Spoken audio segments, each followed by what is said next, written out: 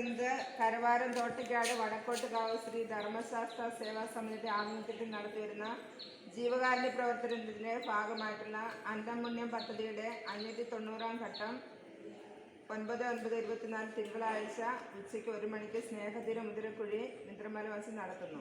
അന്ന് സ്പോൺസർ ചെയ്യുന്നത് Kodakara മറ്റത്തൂരിൽ Alappad council Sijo George. അദ്ദേഹത്തിനും കുടുംബത്തിനും സേവാ സമിതിയുടെ നന്ദിയും കടപ്പാടും അറിയിച്ചുകൊള്ളുന്നു. നമുക്ക് പ്രാർത്ഥിക്കാം. കരുണയുള്ള നല്ല ദൈവമേ, ഞങ്ങൾക്ക് ഭക്ഷണം തരുന്ന ഈ കുടുംബത്തെ അങ്ങയുടെ കരങ്ങളിലേക്ക് ഞങ്ങൾ സമർപ്പിക്കുന്നു. ഈ കുടുംബത്തിൻ്റെ എല്ലാ പ്രാർത്ഥന നിയമങ്ങളിലേക്കും അങ്ങയുടെ കരുണ ഭക്ഷിക്കണം ഞങ്ങൾ പ്രാർത്ഥിക്കുന്നു. ഈ സ്പോൺസേഴ്സിനെ കണ്ടെത്തി ഞങ്ങൾക്ക് ഭക്ഷണം തരുവാനായിട്ട് ഞങ്ങളുടെ ഈ ഭവനം ഇവിടെ സ്ഥാപിതമായപ്പോൾ മുതൽ ഞങ്ങൾക്ക് വേണ്ടി പ്രവർത്തിക്കുന്ന സേവാ സമിതി അംഗങ്ങളെ പൂർണ്ണമായി അങ്ങയുടെ കരങ്ങളിൽ ഞങ്ങൾ സമർപ്പിക്കുന്നു. അവരുടെ ജീവകാരുണ്യ പ്രവർത്തനത്തെയും അതിൽ പങ്കെടുക്കുന്ന എല്ലാ മക്കളെയും സമർപ്പിക്കുന്നു. അവരെ ഓരോരുത്തരെയും അനുഗ്രഹിക്കണമേ.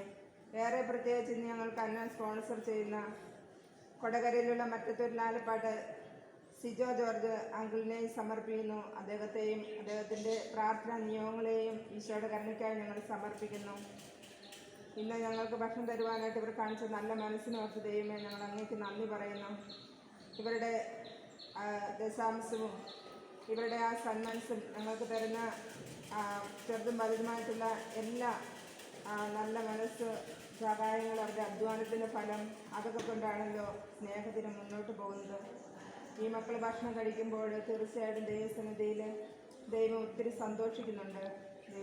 ദൈവം സന്തോഷിക്കുമ്പോൾ ഞങ്ങൾക്ക് ഭക്ഷണം തരുന്ന കുടുംബത്തെയും അനുഗ്രഹിക്കുകയും ആശീർവദിക്കുകയും ചെയ്യും.